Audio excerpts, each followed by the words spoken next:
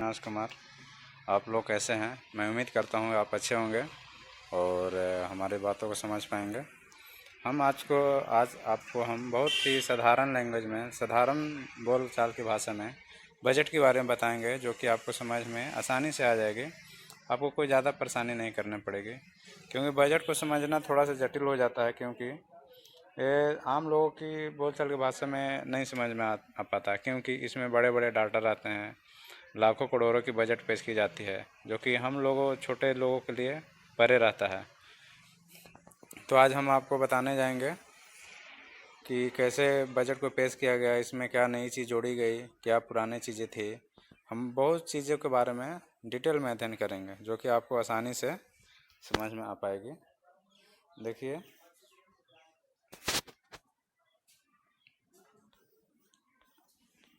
आज हम आपको जीडीपी के बारे में बताएंगे। जीडीपी की हमारा कंडीशन क्या है, पिछले कुछ सालों में क्या कंडीशन रहा था, और इसके बारे में बहुत सारा चीज़ें बात है। उसके बाद एजुकेशनल कंडीशन क्या हमारे देश की है, इसमें कितना बजट आ रहा है, पिछले कुछ सालों में कितना बजट पेश किया गया था, और इसके बारे में फुली जानकारी आपको इस टॉपिक के अंदर मिलेगी। उसके बाद क्रेडिट टू गवर्नमेंट की क्या उपलब्धियाँ रहीं, उसका क्या क्या पिछले कुछ सालों में अपना अपना काम किया है, वो सारी चीज़ें वो बताया जाएगा। हेल्थ सेक्टर में क्या योगदान रहा, हेल्थ सेक्टर के लिए क्या गवर्नमेंट नीतियाँ लेकर आई है, क्या उसका भूमिका रहेगी, और पिछले क्या भूमिका थी, इसके बारे में अध्ययन करना है। और इसके बाद क्या चीज़ें महंगा हुई, क्या चीज़ सस्ता हुई। सबसे बड़ी बात हो जाती है हम लोगों के लिए कि हम जानना चाहते हैं कि नया बजट पेश किया गया तो हमारे लिए सस्ता क्या हुआ और क्या महंगा हुआ। कि आम लोगों के लिए यही नीड होती है कि हमको इस बजट में क्या मिलने वाला है, इस बजट से कुछ फ़ायदा हो भी रहा है या नहीं हो रहा है। हमें तो और कुछ ज़्यादा जानकारी नहीं चाहिए, हमें तो इतने पता होना चाहिए लोगों के लिए, छोटे लोगों के लिए, कि हमें क्या मिल रहा है डायरेक्टली सरकार से। क्या कि इसमें बड़े बड़े डाटा पेश किए जाते हैं कि एजुकेशन में इतना करोड़, फाइनेंस से रिलेटेड सब टर्म्स आते हैं बड़े बड़े, तो हम लोग के समझ के बाहर होते हैं। इसलिए बहुत ही साधारण लैंग्वेज में आपको समझाएंगे।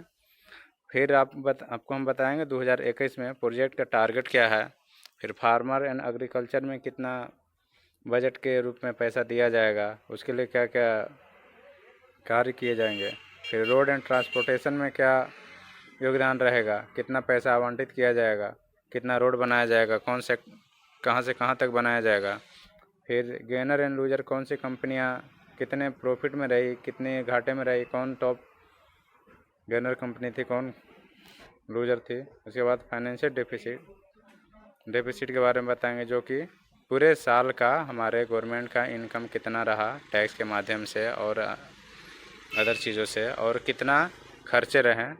फिर लास्ट में आपको बताएंगे एलोकेशन का मतलब होता है आवंटन करना, क्या क्या आवंटन किया जा रहा है।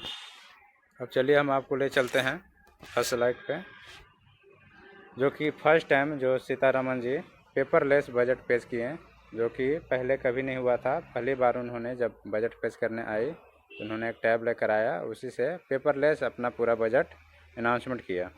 Budget on made in India, ये जो है जो पेपरलेस बजट बनाया गया पूरी इंडिया में बना, ये नहीं कि कहीं से और एडोप्ट किया गया, फुली मेड इन इंडिया है।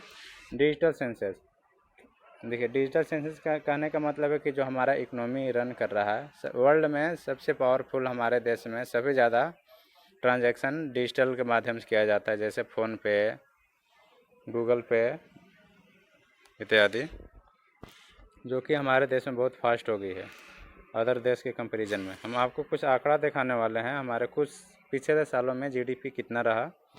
देखिए आपको हम बता रहे हैं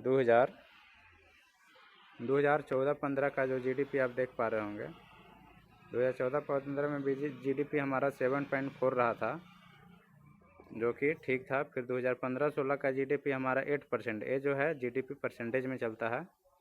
और 2016-17 का हमारा सबसे शानदार जीडीपी रहा 8.3%, जो कि आपको बार चार्ट में दिखाया जा रहा है।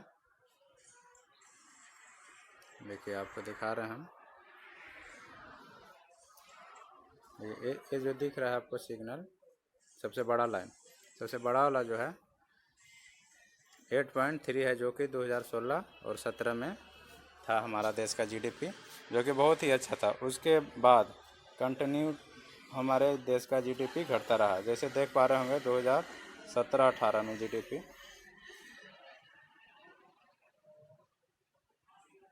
7 रहा था, 7%। 2018-19 में जीडीपी 6.1% रहा और 2019-20 में हमारा जीडीपी